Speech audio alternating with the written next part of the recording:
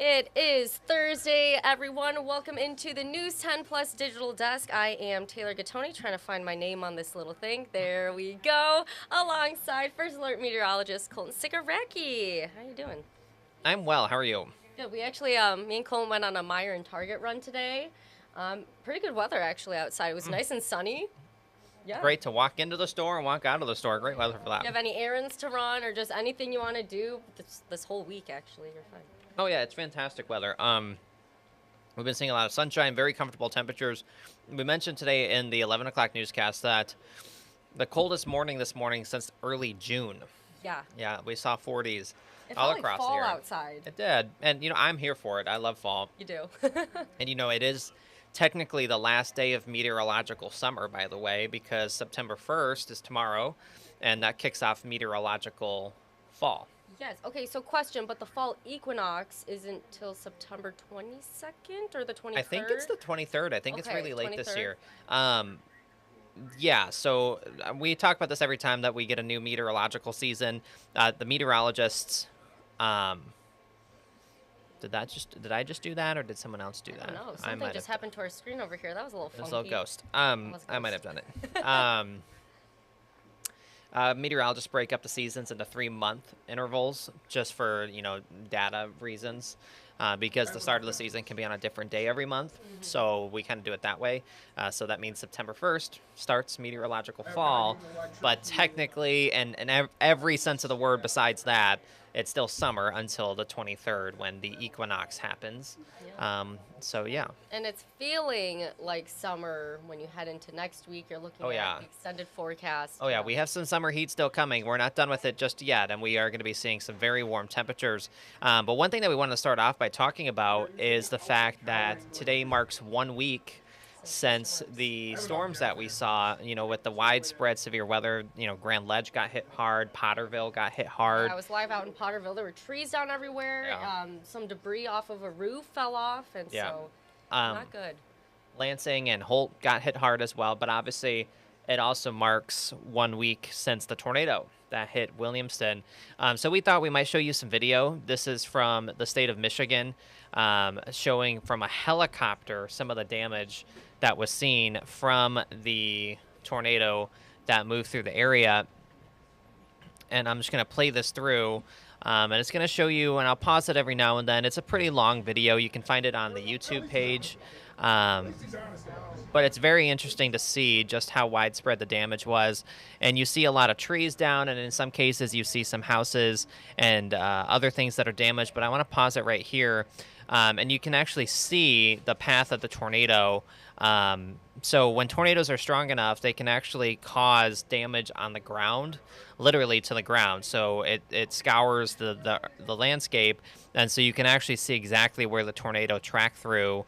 Now this is getting close to I-96, and it actually did cross over 96 a few times with some of the damage that we saw, especially on I-96. We saw all of those semi-trucks and things like that that were impacted by this. So again, this is just to the east of Lansing. So if you travel through there, I traveled through I-96 on Sunday, and you can definitely still see a lot of this damage. It's pretty jarring, actually, to go through there and knowing what happened. And one of the things that I was thinking about is that the damage is so incredible, but this is only, and I'm saying only in it's EF2. Yeah. Right? So that it goes up to 5. And this is just an EF2. So just imagine what it would be like if it was a stronger tornado. Just look at, I was just telling you, Colton, I was driving home on I-96, and yeah, I was driving past Williamston, and that is what I was seeing. All of those trees knocked over, I did not see that. Yeah, so this is right after the tornado happened. So this is when they were still out cleaning up the highway. Obviously, the highway was closed for such a significant amount of time, and this is why. We had a bunch of semi-trucks that were on the road.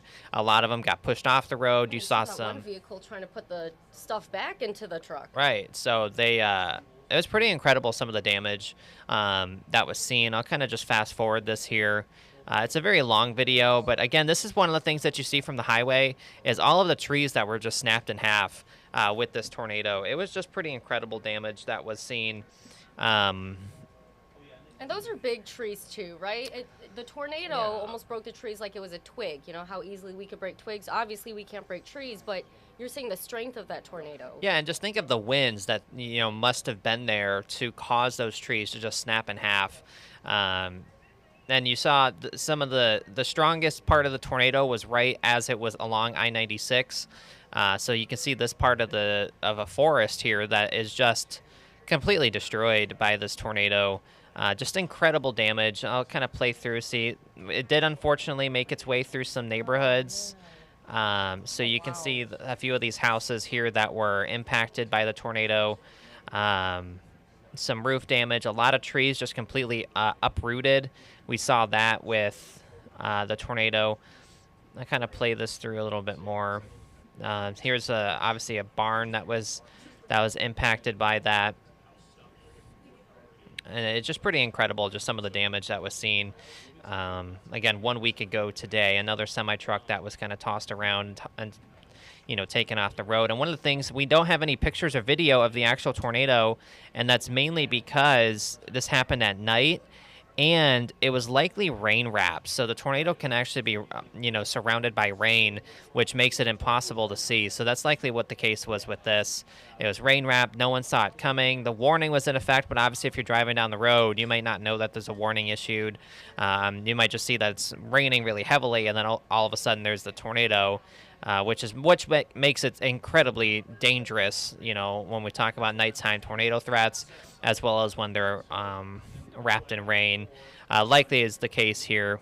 And one of the things that's also jarring from what you can see from the highway is there's pretty large cornfields, and the corn is literally just all bent down. It is. And flattened. So this is some of the worst damage. I think this is getting close to M52. And obviously this is as the tornado hit, unfortunately, some buildings as well as some homes. Yeah, we have a viewer commenting right now. Alex Caldwell says, wow, amazing footage. And yeah, I mean, that's what you're getting from the helicopter, right? That's from Yeah, this is from a helicopter, and really showing the scope of the I mean, look at that. I mean, that's incredible. Incredible damage. It's very sad that it happened. And crews are still cleaning up. DTE, consumers, BWL, am I missing any? But they are all, all hands on deck for all of their crews and continuously working. I don't even think the storm damage, and not even think, it won't get done by this week. I think the cleanup will take probably the next couple of weeks. And you're seeing why it would take so long. Yeah, and and the landscape is forever changed by that. Years from now, you're going to be driving down I-96 and still tell that something happened there, just because of the trees that are gone now, and I don't even know how much they're going to clean up, right? Because a lot of it is right along the highway. So I mean, why use the resources to do it? So yeah, just absolutely incredible. And unfortunately, this family here that had their farm hit by the tornado.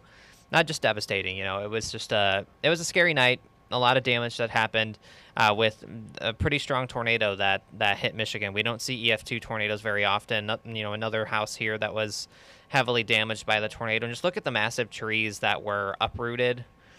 And then again, you can see the field next to it. I don't know if that's corn or soybeans, but again, this completely swept over. Yeah, very clearly used to be a barn, right? They had all this stuff in the barn.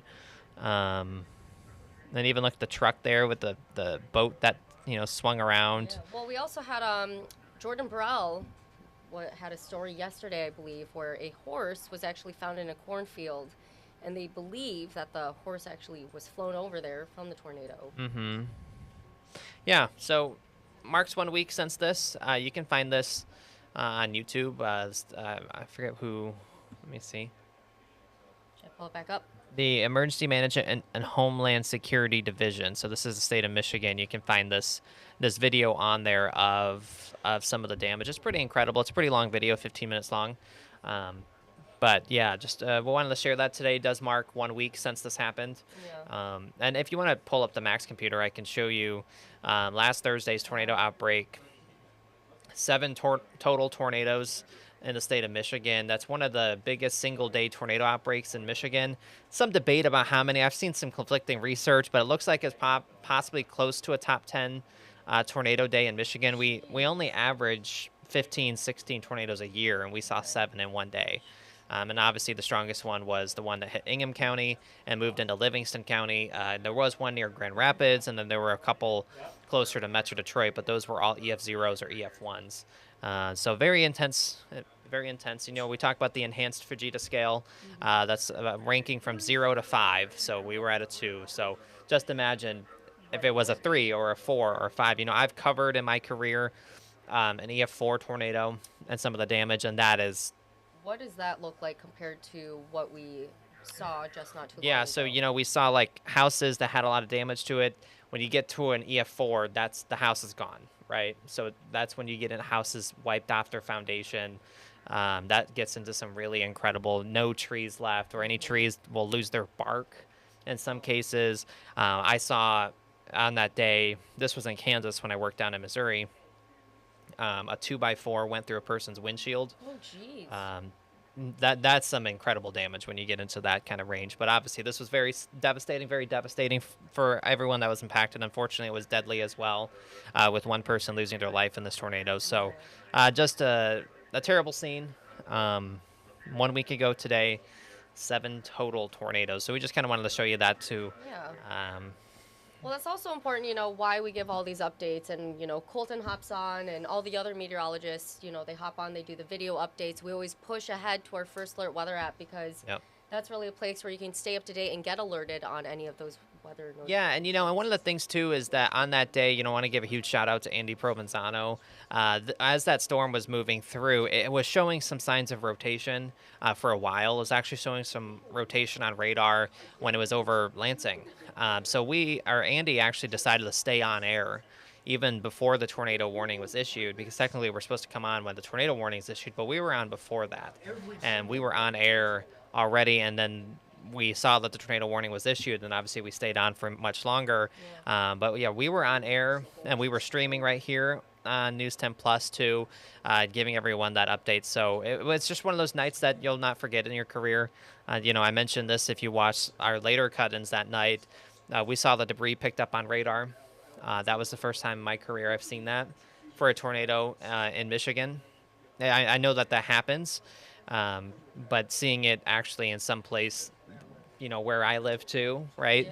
It was just an incredible day. And so thankfully our weather has since turned much nicer, and we can kind of, you know, hope that everything is going to be a bit better here moving forward. Yeah, and you're seeing that through the MSU Skycam. Yeah, so I wanted to show you a look at the Spartan Stadium, right? So all eyes on tomorrow, the first home game for the MSU Spartans, playing against Your alma mater. my alma mater. So that's going to be fun. And, you know, the weather is looking absolutely fantastic for it. You cannot ask for much nicer weather than what we're going to see out there for a football game. I mean, it's going to be fantastic. Some people would probably. Pumped up for it. Yeah, well, some people might want it a bit cooler. You know, football weather is typically a bit cooler, but I'll show you the forecast in just a couple of I was minutes. going to say, it will be a later game, so you will get some of the cooler Well, I temperatures. think, you know, when we're 2 months from now and it's, you know, raining and 45 degrees out there at Spartan Stadium, we're going to be missing the games like this. So if you have tickets to tomorrow's game, enjoy. And I think you'll see maybe some of us out we'll there. be there. Yes, out there too. So temperatures right now, it's 60s and 70s. A beautiful day is underway. Easily one of the nicest days of the entire year, in my opinion.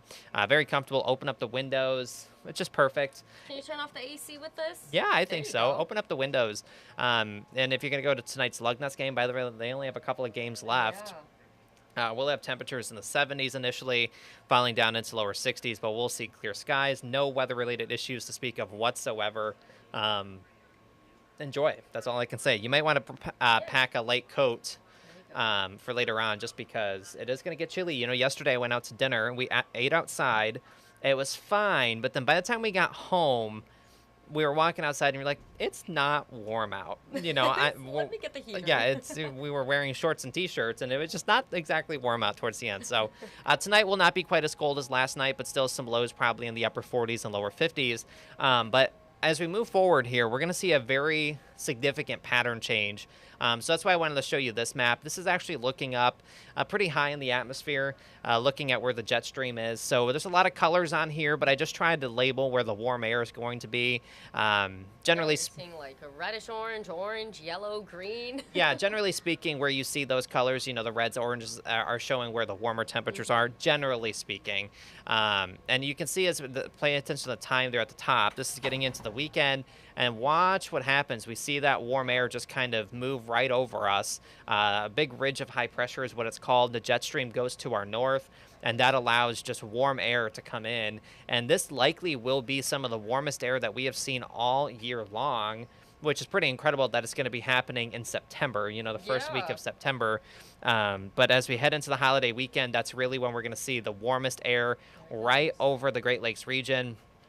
And it's going to be a very hot Labor Day weekend. So yes, it will be. I don't know if you've been thinking about your plans, but maybe a pool or a lake or something like that. Air conditioning. Get on the water if you can. Yeah, because here it is. Average highs down to 79. Today we'll be in the lower 70s. Tomorrow, right around 80 degrees or so. Saturday's forecast a bit tricky given the fact that we may see a few more clouds on Saturday, so I put 84. But by Sunday, we're going to be in the 90s, and it's going to stay in the 90s Monday and Tuesday and Wednesday. So 4 straight days in the 90s. The hottest temperature so far in Lansing this year is 92. We're passing that on Tuesday. Yeah, so very possibly that we see the hottest temperature of the entire year coming next week. And some models want to bring us a little bit warmer. I'm always a little hesitant to do that right off the bat.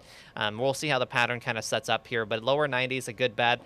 Possibly a few degrees warmer than what I have forecast. But either way, it does look like probably by Wednesday of next week, we'll have a cold front come in, and that'll kind of drop us back down to near average with temperatures in the 70s. So some very high heat is coming. People on my Facebook page were asking if there's going to be any humidity with this as well. I do think that there's going to be some humidity, especially early next week. So probably Monday, Tuesday, Wednesday, some higher humidity in as well. So I know we've gotten some taste of fall, but this is not that. It is not fall yet. We are in summer still, and even as we head into the month of September, obviously it becomes meteorological fall, but it is not actually fall. So this is summer weather continuing. Temperatures more than 10 degrees above average. If you're wondering about rain chances, zeros. Ooh, look at that. And this is like a firm 0, like no chance for rain. Saturday, I mentioned there might be a few clouds. It's not going to rain, though. Okay. So we're going to be dry through the holiday weekend and beyond. Our next chance for rain, I don't have in the forecast until Wednesday of next week, and that's going to be as that cold front. But even then, I mean, it doesn't look anything significant. So pretty dry forecast, pretty hot forecast over the next 5 days. And then we'll go back to the MSU game. Here we go. Temperatures in the 70s, lots of sunshine expected. So tailgating, when the gates open, kickoff, everything about the game is looking really, really nice. Okay, so here we go talking about, do you show up to the game, in T-shirts and a short? Would you want a jacket for after the game? I know. I was thinking about this personally. I don't know. How do you dress for the game? It's tricky because you have temperatures in the 60s, so you should be okay to probably not pack anything. But, sometimes, sun goes down. Get a little chilly. Yeah, you get a little chilly. I might bring, have my CMU pullover that I wear to work. Yeah, you're going to bring that. Obviously, I got to wear my CMU gear. You have to. And smiling, too, because I know she will be, too. Oh, no. Michigan State gear is what everyone should be wearing. Okay. Ann says she's going to be wearing both. Yeah. Oh, that is true. Ann needs to support that. There you go. A divided house over there. I will not be doing that. I will have all CMU stuff on. Okay. And I know us, it'll be the split. Well, I know that they're trying to stripe the stadium too, with white and green. My section is the green section, so you're going to be looking at it and see maroon. There's Colton. It's like, where's Waldo? Yeah, sticking out. So, but either way, if you're going to head to the game tomorrow, there's a lot of high school football games tomorrow. Obviously, much nicer than last Thursday. A lot of games got impacted by the weather. Not the case this week. So, just really good, and it's all good news, for the weather here. If you're not a fan of the heat, I'm not a fan of the heat, but it's coming. So question for you then, because we have the heat, and even though we're going into the meteorological fall and that next little switch there, When do you expect the more fall-like temperatures? Because we got some of it this morning, but more so. Honestly, it's looking warmer than anything. I mean, there is some signs that once we get probably into the second week of September, that there could be some cooler air Okay. move in, but nothing that's crazy. There's nothing. Some of our models suggest that, but no real good signals that fall weather is coming and sticking around anytime soon. But obviously, we just get to the time of year. It's really hard for us to get into the 90s in September, so that's why it's pretty incredible that we will. Yeah. 4 times. 4 times. Back Yeah. to back to back. I'll have to go, and that's going to give me something I have to look up. How many 90-degree days do we typically see in September? I bet it's not very many, because I believe, if I'm thinking back to the last time I looked it up, the average last 90-degree day in Lansing is August 21st. So We had a few 90 degrees to watch out for, and there was that whole heat wave going through the U.S. that we talked about, I believe, last month. Yeah, so it's not unheard of to see this, but it's coming. It is coming. Every model has it. It's coming.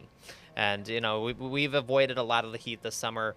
Even on some of the days that we thought we were going to get warmer, sometimes we had wildfire smoke, and that kind of held us back a bit. I would say the wildfire smoke, I feel like, was a large talking point at the beginning of summer, why we weren't seeing all of the sun and clear. Which we may still see that. The wildfires are still burning in Canada, and it's probably not going to be until the winter that we say goodbye to some of those wildfires. So we may see more bouts of this as we head into the fall.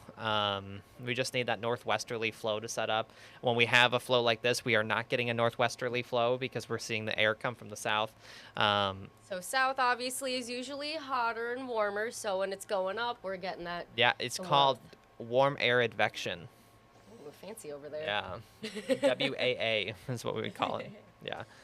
So a lot of warm air coming, but yeah, fall still holding off a bit. We still have some time before we see some fall weather. Just these little hints of it every now and then, but nothing major coming our way. All right. Anything else to share in the forecast, or is that it? No, it's pretty quiet. One more time, then. Yeah, we have the heat, we have the humidity that's coming, but no real chance for rain, no real chance of severe weather at all. Just pretty quiet over the next 10 days, which it's like. Get to breathe, finally, relax, yes. enjoy. But fall season's a very busy season around here with a lot of different types of weather that come in. So we'll be ready.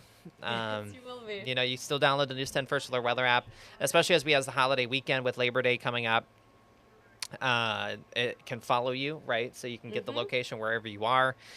Radar, information as well. So very useful tool even as we head into the fall with more rain, and then eventually that other thing that falls from the sky, snow, eventually coming too. Hey, I have to look forward to something. People who like the heat are getting what they want. That is true, but let us have the summer. The winter's here for way too long. I gave you all the way until now. Now that tomorrow's September 1st, it is fall weather and soup weather, and I am ready for fall. I might put up some fall decorations tomorrow, but I don't know if you saw this, but I bought a whole bunch of pumpkin spice stuff. This is not applicable probably, but I bought a bunch of pumpkin spice stuff. That's good. We saw all the fall decorations at Meyer and Target. Yes, we did. And Halloween stuff. They already have that going, which I guess isn't too shocking. Well, and you get into MSU football. Michigan football starts on Saturday as well. Cider mills are going to open. Cider mills are opening. Lions start next week. 1 week from today, the Lions kick off. Let's go. Right? So we got... On Channel 10. Yeah, you can watch that right here on Channel 10. I will be. I know that for a fact. So we have a lot to look forward to. With football season getting underway, it's just one more reminder that fall is around the corner, and kids went back to school in a lot of cases today. Busy season, but we're excited. Can you tell? I'm very excited. Yeah, I love fall. So much fun. All right. Anything else, Colton? No, nothing. No, okay. No. We're rambling now. We are rambling, but it's a lot of fun. Anyways, so download First Alert Weather app if you don't have that.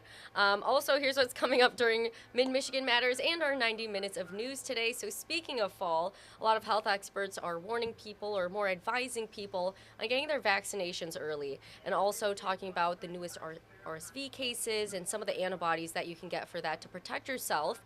Also more focusing on children going back to school, which ties into also coming up on News 10 at 5. Sparrow's also coming in to talk about COVID and the flu with the school year.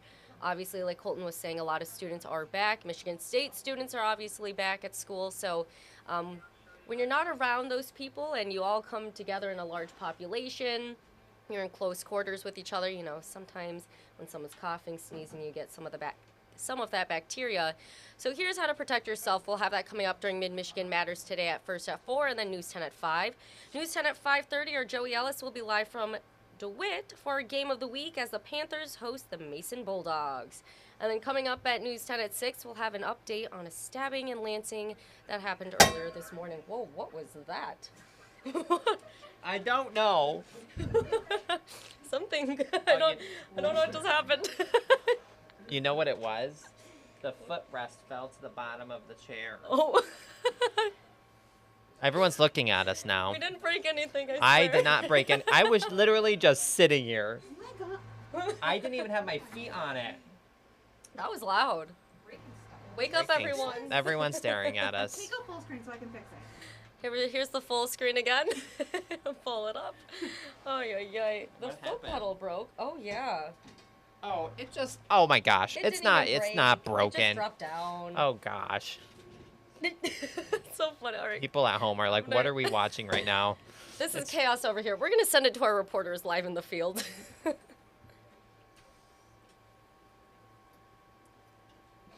aren't I hearing them? I'm not hearing them. Is there sound?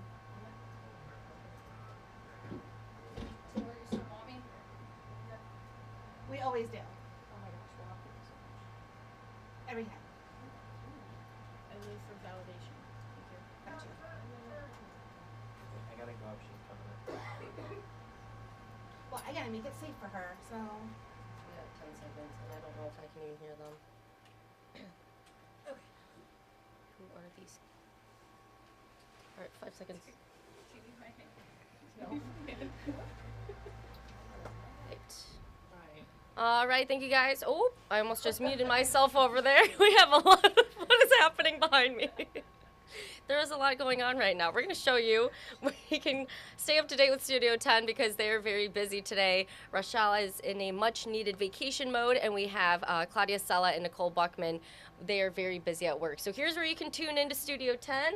Coming up at 3 o'clock today, just under half an hour. You can always stay up to date with them. And any of their previous segments that they've had on their show, you can always go back and watch as well. They have a lot of great Michigan State back to campus type stories, as well as the game, so you can get pumped and ready to go for that. But we do have our very own Riley Connell here to share what's coming up for the later newscast. So Riley, That's tell us right. what's going on. I showed up a little early here, but that's I all right. just came back from talking to some of the folks at our Delta Township Fire Department because my story today is talking a little bit about first responder safety, mental health, and crisis resources for first responders.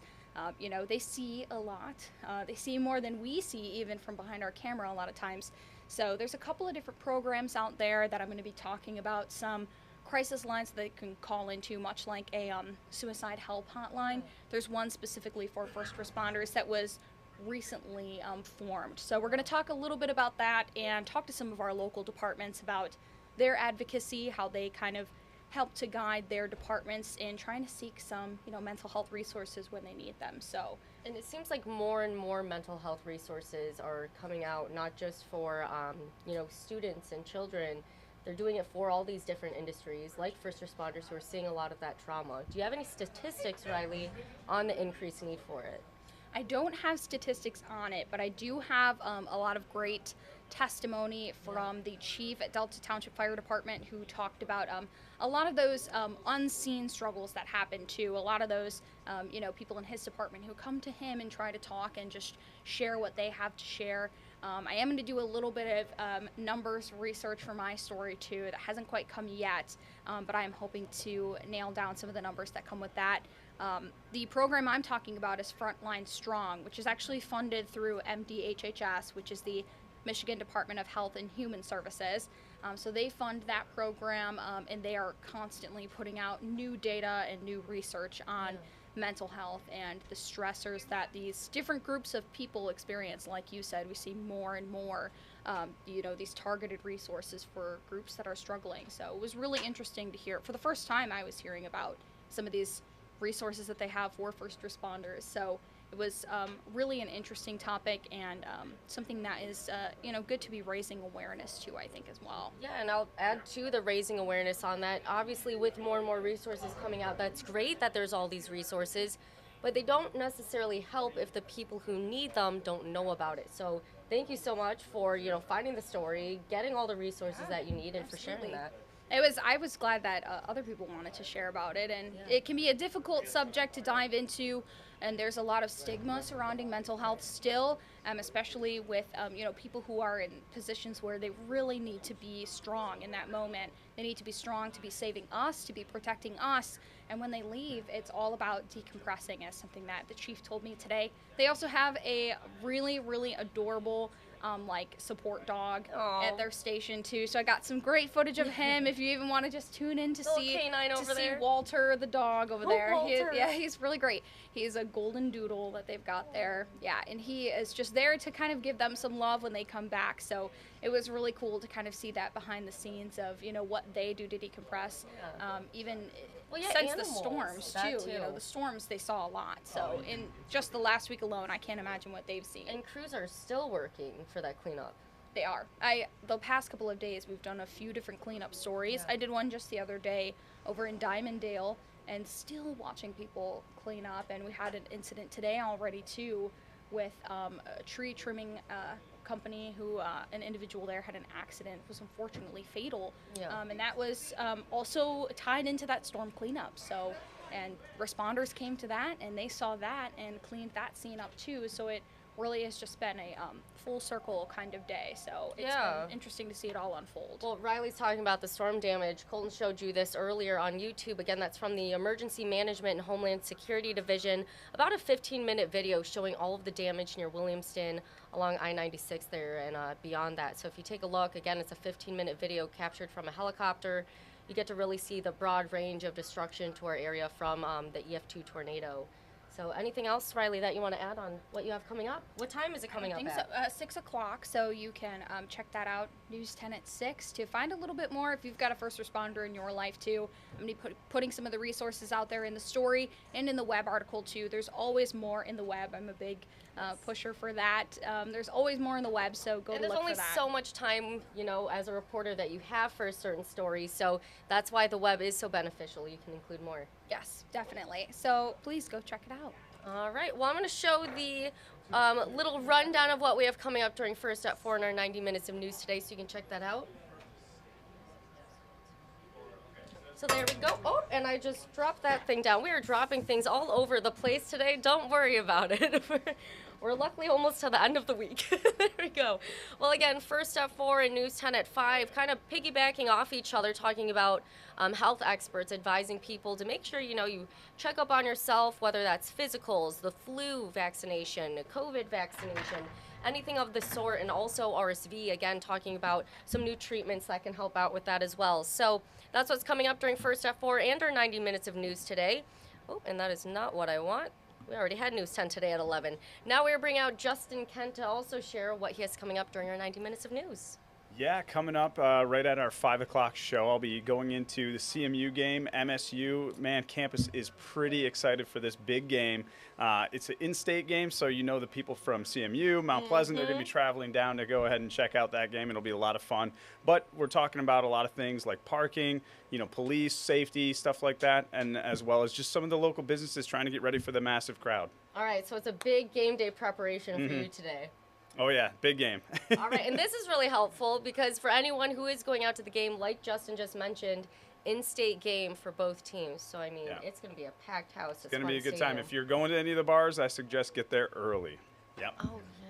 So it's going to be a lot of planning for you, but Justin's going to help you plan. So there you go, hopefully. What time are you coming up at today?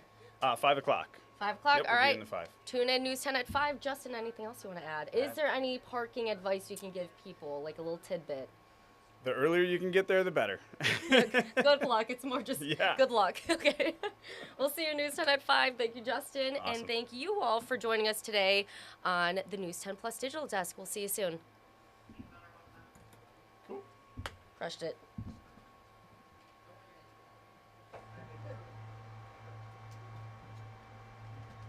How was the audio?